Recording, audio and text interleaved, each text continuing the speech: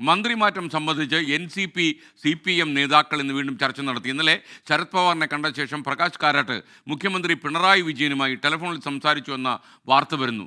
ധാരണ പാലിക്കാത്തതിലുള്ള അതൃപ്തി Thomas MLA കേന്ദ്ര നേതൃത്വത്തെ അറിയിച്ചു എന്നാണ് നമുക്ക് ലഭിക്കുന്ന വിവരം. മാത്രവുമല്ല, പിണറായി വിജയൻ വ്യക്തിപരമായി ഇദ്ദേഹത്തെ മന്ത്രിസഭയിൽ എടുക്കാൻ താല്പര്യമില്ല എന്ന വാർത്ത കൂടി പ്രചരിക്കുന്ന ഒരു സാഹചര്യത്തിലാണ് തോമസ് കേന്ദ്ര നേതൃത്വത്തെ തൻ്റെ അതൃപ്തി അറിയിച്ചെന്ന് മനസ്സിലാക്കുന്നു. അദ്ദേഹം വളരെ സ്വകാര്യ വൃത്തത്തിൽ ഈ NCPയിലെ തന്നെ ചില നേതാവിനോട് സൂചിപ്പിച്ചു എന്നാണ് പറയുന്നത്. I have A reservation for him എന്ന് പറയുന്നതിന് മുഖ്യമന്ത്രിക്ക് അദ്ദേഹത്തിൻ്റെതായ ചില കാരണങ്ങളുണ്ട് എന്നാണ് നമ്മൾ മനസ്സിലാക്കുന്നത്. എന്തായാലും തോമസിൻ്റെ കാര്യത്തിൽ ഇനി ശരത് പവാർ ഒരു അഭിപ്രായം പറഞ്ഞാൽ മുഖ്യമന്ത്രി പിണറായി വിജയൻ്റെ മുന്നിൽ മറ്റു വഴികളില്ല. ബൽറാം നെടുങ്ങാടി ഡൽഹിയിൽ നിന്നും വിശദാംശങ്ങളുമായി ചേരുന്നു. Balram, good morning. ബൽറാം, യഥാർത്ഥത്തിൽ ഈ ഒരു മന്ത്രിസഭയിലേക്ക് ഒരാളെ എടുക്കുന്നതിൻ്റെ ആത്യന്തിക അധികാരം മുഖ്യമന്ത്രിക്കാണ്. During the pleasure of the chief minister തന്നെയാണത്. അപ്പോൾ അതുകൊണ്ട് തന്നെ അദ്ദേഹം ഇതിനകത്ത് ഒരു റിസർവേഷൻ ഉണ്ടെന്ന് പറഞ്ഞാൽ അതൊരു റിസർവേഷൻ തന്നെയായിരിക്കും. വിവരങ്ങൾ.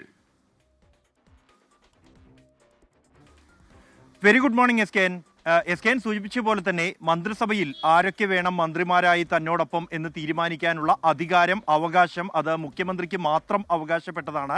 അത് ഈ വിഷയത്തിൽ വ്യക്തവുമാണ്. കാരണം മാസങ്ങളായി NCPയിലെ മന്ത്രിമാറ്റം സംബന്ധിച്ചുള്ള ചർച്ചകൾ നടക്കുന്നുണ്ട്. NCP നേതൃത്വം നൽകിയ ഉറപ്പ് എന്ന് അവകാശപ്പെട്ടുകൊണ്ട് തോമസ് രംഗത്തുണ്ട്. NCPയുടെ സംസ്ഥാന നേതൃത്വവും അതിനെ അനുകൂലിച്ച് രംഗത്തുണ്ടെങ്കിൽ പോലും അത് സാധ്യമാകാത്തത് മുഖ്യമന്ത്രിയുടെ കൂടി താല്പര്യം അനുസരിച്ചാണ് എന്ന് തന്നെയാണ് വ്യക്തമാകുന്നത്.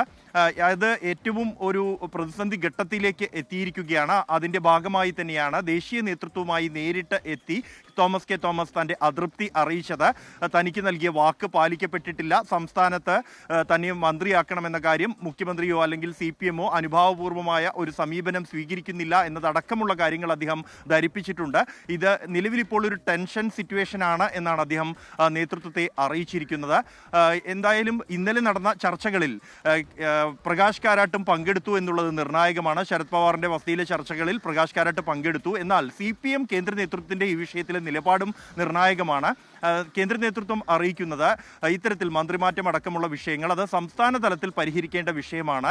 NCPയുടേതായാലും CPMൻ്റെതായാലും സംസ്ഥാന നേതൃത്വങ്ങൾ തമ്മിൽ ചർച്ച ചെയ്ത് പാർട്ടിക്കുള്ളിലെ ആഭ്യന്തര പ്രശ്നമാണെങ്കിൽ അത് അങ്ങനെ പരിഹരിച്ച് മുന്നോട്ട് പോകേണ്ടതാണ് എന്നുള്ളതാണ് CPMൻ്റെ ഒരു നിലപാട് എന്നുള്ളത്. ഇന്നലെ നടന്ന ചർച്ചയിലും ഇക്കാര്യം ആശയവിനിമയം നടത്തിയിട്ടുണ്ട് എന്ന് തന്നെയാണ് ലഭ്യമാകുന്ന വിവരം. ഈ ചർച്ചകൾക്ക് ശേഷം പ്രകാശ് കാരാട്ട് മുഖ്യമന്ത്രി പിണറായി വിജയനുമായി ഫോണിൽ സംസാരിച്ചിരുന്നു.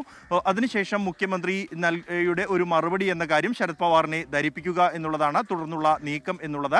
നിലവിലെ സാഹചര്യത്തിൽ നമുക്ക് ലഭ്യമാകുന്ന റിപ്പോർട്ടുകൾ അനുസരിച്ച് ഈ സംസ്ഥാന തലത്തിൽ, അതായത് മുഖ്യമന്ത്രിയുമായി തോമസ് നേരിട്ട് ചർച്ച നടത്തട്ടെ എന്നൊരു നിലപാട് അത്തരത്തിലേക്ക് കാര്യങ്ങൾ എത്തിയിട്ടുണ്ട് എന്നുള്ളതാണ്. അത്തരത്തിലൊരു നിർദ്ദേശം തോമസിന് മുന്നിൽ വെച്ചിട്ടുണ്ട് എന്ന സൂചനകളാണ് ലഭിക്കുന്നത്. തോമസ് നേരത്തെ ഇന്ന് വീണ്ടും ശരത് പവാറിനെ കാണാൻ നിശ്ചയിച്ചിരുന്നു. എന്നാൽ പിന്നീട് അത് വെട്ടിച്ചുരുക്കി മുൻപ് നിശ്ചയിച്ചതുപോലെ തന്നെ ഇന്ന് പുലർച്ചെ നാട്ടിലേക്ക് മടങ്ങിയിരിക്കുകയാണ്. ഇതെല്ലാം തന്നെ മുഖ്യമന്ത്രിയുമായുള്ള ഒരു ചർച്ച ഉടൻ ഉണ്ടാകും എന്ന തരത്തിലുള്ള സൂചനകൾ തന്നെയാണ് ലഭിക്കുന്നത്. എന്തായാലും പ്രശ്നങ്ങൾ ഈ ഘട്ടം വരെയും പരിഹരിച്ചിട്ടില്ല. SKN.